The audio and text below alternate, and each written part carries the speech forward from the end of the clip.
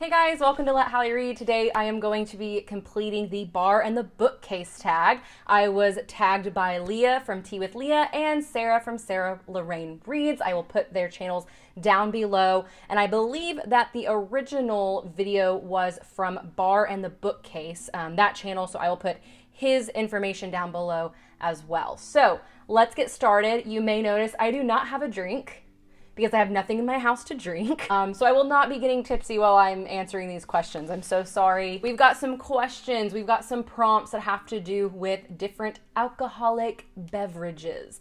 Some of these I've heard of, some of these I've had, and they each kind of have a theme that goes along with them. So I'm super excited. So the first one is an old-fashioned.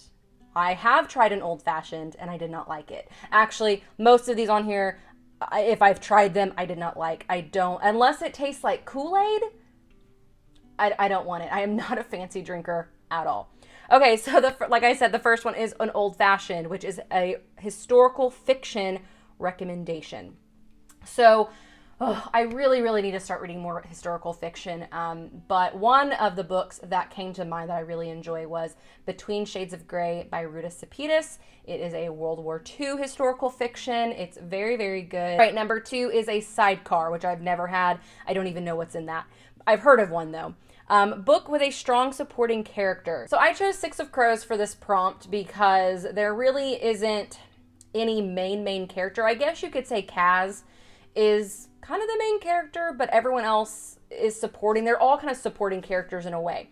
And I love this book. I did not think I was going to like it when I first read it because there was just a lot of people and a lot of a lot of characters in the book, but it worked out so well. Love Six of Crows. Next one is A Manhattan, and this is a book that is set in New York. Guys. Wait, where is it? Okay. Guys, are you seriously going to tell me you don't know which book I'm going to recommend you? I'm just going to give you just a second to just guess the book I'm going to choose. If you've been here before, if you know me, it's going to be The Great Gatsby. Come on. Did you expect anything less from me? It is going to be The Great Gatsby, which is set in Long Island.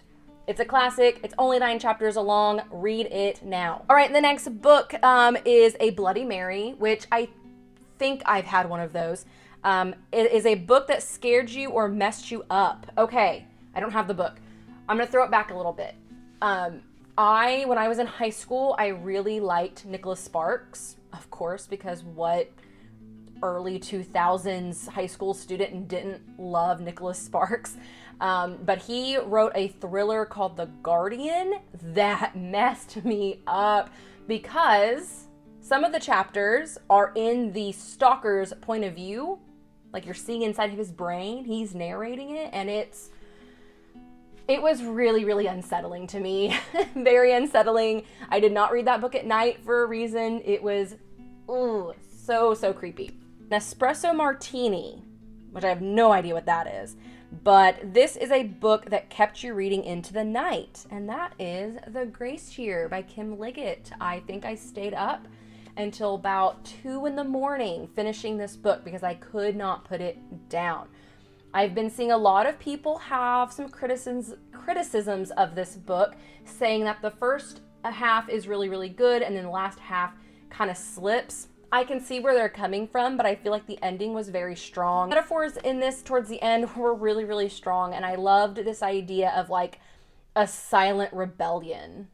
And that's all I'm going to say because I don't want to spoil it. But if you've read this, please comment below. I haven't seen a ton of people read this that I know that have been talking about it in like videos, but I thoroughly enjoyed this. It is one of my favorite books of 2021 so far. The next drink is a Sazerac, which I have no idea what that is. A book that left you disoriented. And this was hard. This was difficult. I don't really read a lot of mind-bendy books. I do watch mind-bendy movies. But books, I try to stay away from those. But I'm going to say The Hitchhiker's Guide to the Galaxy because that book was just all over the place and very weird, and just a lot happens. A lot of really weird things happen. So yeah, Hitchhiker's Guide to the Galaxy would be my pick there. Okay, our next drink is a Long Island iced tea, which of course I've had one of those. Yeah, and that's all I'm going to say about that experience. And a book that is doing too much. Okay, I don't have the book. I'm letting a friend borrow it, but it is Legendborn. I am stealing the answer from Sarah because when she was doing her video and this question came up, I immediately thought of Legendborn, and then she said it, and I was like, yes, Legendborn. We love Legendborn. I think the little add-on to that prompt was like a book that's doing too much but is still like successful. And I love Legendborn, one of my favorites, but man, with the magic systems. And everyone talks about the Arthurian magic system in that book, but no one ever talks about there is a whole other magic system that gets introduced in that book that no one really mentions. But yeah, we've got like 2 big magic systems, each very intricate and has an intricate history behind it. It is a lot. But regardless, I did love that book, and it's a very, very good book. It's doing a lot with their magic system there. All right, Negroni, which I don't know what that is either. I don't know any of these drinks, which is a book with a love triangle, which, I mean, I read a ton of books with love triangles, but I chose to pick Outlander by Diana Gabaldon because we have the love triangle between Claire, Frank, and Jamie. And I actually really like this love triangle because it is not one of those typical love triangles where, you know, you are specifically rooting for one of the people to, or like one love interest, and then they always go to the other love interest, and it always annoys me. And this is one of those that, like, it was a little bit more complicated than that. And so I liked the complicated love triangle in this book. Very next drink is a Bay Breeze, which sounds delicious. And this is a book with light, chill, heartwarming vibes. And I'm going to cheat on this one because, one, I don't read any book with chill, light-hearted, warming vibes. I don't do that. But I am going to choose an anticipated book that I'm about to read that every time I watch one of these videos where they're asked about a heartwarming book, they always say The House in the Cerulean Sea.